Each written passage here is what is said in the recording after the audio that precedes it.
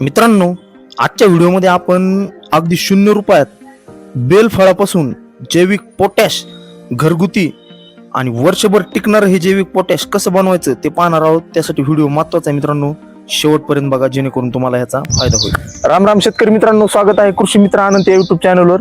आपल्या zero budget नैसर्गिक शेतीच्या व्हिडिओ सिरीज मध्ये आज आपण एक नवीन पाहणार आहोत.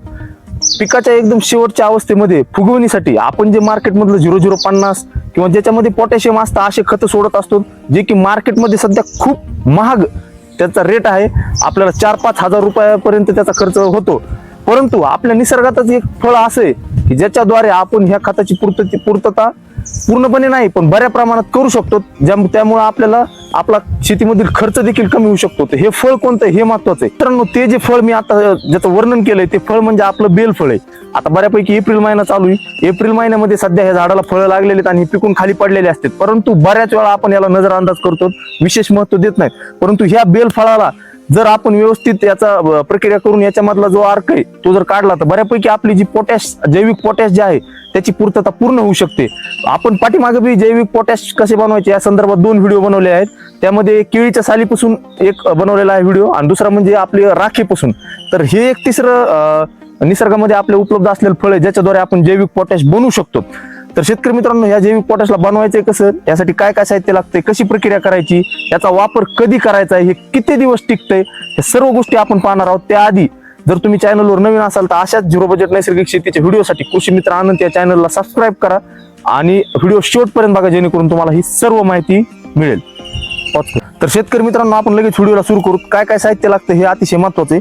तुम्ही पाहू शकता इथं आपण 3 ते 4 किलो हा 1 एकर म्हणजे जर बनवायचं असेल तर 3 ते 4 किलो जे बेलफळ आहेत जे की पिकलेले झाडाच्या खाली पडलेले असतात असे बेलफळ आपल्याला आणायचे. तुम्ही पाहू शकता तिथं आपण बेलफळ आणलेले आहेत. आता हे बेलफळ कुठून आणायचे, शक्यतो बेल हा महादेवाला वाहायला जातो. तर जे मंदिर असतात आपल्या गाव लेवलला त्या मंदिराच्या आसपास बेलाचं झाड आपल्याला भेटतं म्हणजे भेटतं. तर त्या बेलाच्या झाडाच्या खाली हे बेलफळ तुम्हाला पडलेले पाहायला मिळतील. इथून आपल्याला 4 किलो पर्यंत बेलफळ आणायचे. त्याच्यानंतरचं दुसरं साहित्य म्हणजे 1 किलो गुळ जो आहे आपला काळा गुळ. तुम्ही पाहू शकता तिथे आपण 1 किलो काळा गुळ घेतलेला आहे. त्याच्यानंतरचं महत्वाचं साहित्य म्हणजे आपल्याला 10 लिटर पाणी घ्यायचंय.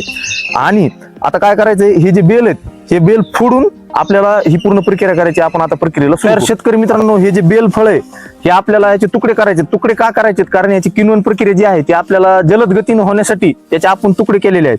हे तुकडे त्याच्यानंतर 1 किलो गुळ आणि 10 लिटर पाणी हे एका ड्रम मध्ये आपल्याला ठेवायचंय. बंद हा ड्रम ठेवायचा आहे झाकण पॅक लावून. जवळपास 1 महिन्यासाठी 30 दिवसासाठी याला बंद ठेवायचंय जेणेकरून याची किण्वन प्रक्रिया व्यवस्थित होईल.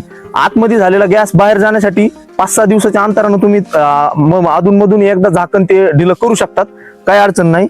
आणि त्याच्यानंतर आपल्याला याला गाळून घ्यायचंय आणि त्याच्यानंतर हे आपलं जे बेल टॉनिक आहे हे तयार झालेलं आहे.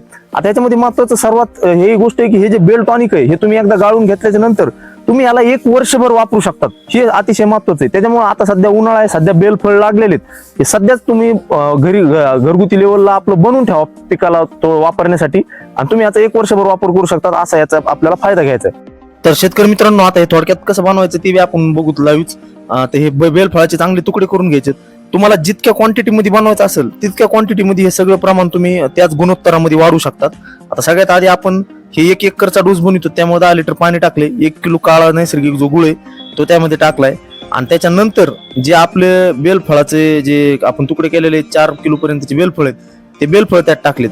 तुम्हाला जास्त करायचं असलं ते सगळं प्रमाण त्या हिशोबाने तुम्ही त्या गुणोत्तरात वाढून त्याचा वापर करू शकता. मित्रांनो, आता आपण हे सर्व टाकले. आता महत्वाचं म्हणजे याचं आता आपल्याला ह्या बेलाचे हे बेल टॉनिकचा वापर कसा करायचा हे महत्वाचं आहे. आता 1 महिन्यानंतर ज्यावेळेस आपण याला गाळून घेऊ त्यावेळेस याला आपल्याला ड्रिपद्वारे किंवा पाटपाण्याने तुमच्याकडे जी व्यवस्था असेल त्या हिशोबानं 10 लिटर आपल्याला एकरी हे सोडायचे. जर फळबाग असेल तर तुम्ही जास्तही सोडू शकतात, परंतु 10 लिटर एकरी 15-15 दिवसाच्या अंतरानं किंवा 30 दिवसाच्या अंतरानं ज्यावेळेस फळ तुमचं परिपक्वतेच्या अवस्थेत असणार आहे, ज्यावेळेस तुम्हाला साईज साठी जास्त आवश्यकता आहे, ज्यावेळेस तुम्ही पोटॅशयुक्त खताचा वापर करतात त्या कालावधीमध्ये ह्याचा वापर तुम्हाला करायचा आहे जेणेकरून तुम्हाला याचा पुरेपूर असा फायदा पाहायला मिळेल. आता त्याच्यानंतर महत्वाचं म्हणजे आता हे जे बेलफळ आहे ह्याचं आपल्याला पोटॅश तर भेटतंय, पण याची इतर काय काय फायदे शेतीसाठी आपण ते थोडक्यात पाहू. शेतकरी मित्रांनो, बेलफळ टॉनिकचे इतर काय काय फायदे आहेत. रोगप्रतिकारक शक्तीत वाढ बरं का. या टॉनिकमुळे पिकांची रोगप्रतिकारक शक्ती वाढते आणि ते विविध बुरशीजन्य रोगांशी लढण्यास सक्षम होतात. त्यानंतर फळ व फुलधारणा बेल टॉनिकच्या वापरामुळे फुलांची संख्या वाढते आणि फुलांचे फळात रूपांतर होण्याचे प्रमाण सुधारते, ज्यामुळे उत्पादनात भरघोस वाढ होते. त्यानंतर मुळांची वाढ. हे टॉनिक मुळांची कार्यक्षमता वाढून पिकाची जमिनीतून अन्नद्रव्य शोषून घेण्याची क्षमता सुधारते. अजैविक तणावापासून संरक्षण. कडक ऊन, कमी पाणी किंवा गारपीट यासारख्या विपरीत हवामानातही पीक टिकून ठेवण्यास मदत करते. त्यानंतर सेंद्रिय पोषण. हे पिकांना नैसर्गिक पोटॅशियम पुरविते, ज्यामुळे फळांचा आकार, रंग आणि चव सुधारते. वाढ खुंटल्यास उपयुक्त. जर पिकांची वाढ थांबली असेल किंवा पाणी पिवळी पडत असतील तर हे टॉनिक संजीवकासारखे काम करते. इतके आपल्याला याचे फायदे पाहायला मिळतात. त्यानंतर शेतकरी मित्रांनो, जर याचे फवारणी तुम्हाला करायची असेल तर ते फवारणीद्वारे सुद्धा तुम्ही याचा वापर करू शकतात. फवारणीसाठी याचं 20 लिटरचा जर आपला पंप असेल तर 50 ml हे बेल टॉनिक आपल्याला वापरायचे आणि पानावर सुद्धा याची फवारणी करू शकतो. त्याच्यावर सुद्धा जबरदस्त रिझल्ट पाहायला मिळतोय. तर मित्रांनो, हे बेल टॉनिक तुम्ही घरगुती बनवा. हे आताच बनवून ठेवा, कारण सध्या बेलफळ लागलेली आणि याचा वर्षभर वापर करा. शेतीतील खर्च कमी करा, मातीची सुपीकता वाढवा. हा व्हिडिओ आवडला असेल तर व्हिडिओ लाईक करा. काही तुमचे प्रश्न असतील तर कमेंट करा. हा व्हिडिओ जास्तीत जास्त शेतकरी बांधवापर्यंत शेअर करा, जेणेकरून सगळ्यांना याचा फायदा होईल. भेटूयात अशाच एका नवीन व्हिडिओमध्ये नवीन संकल्पनेसोबत.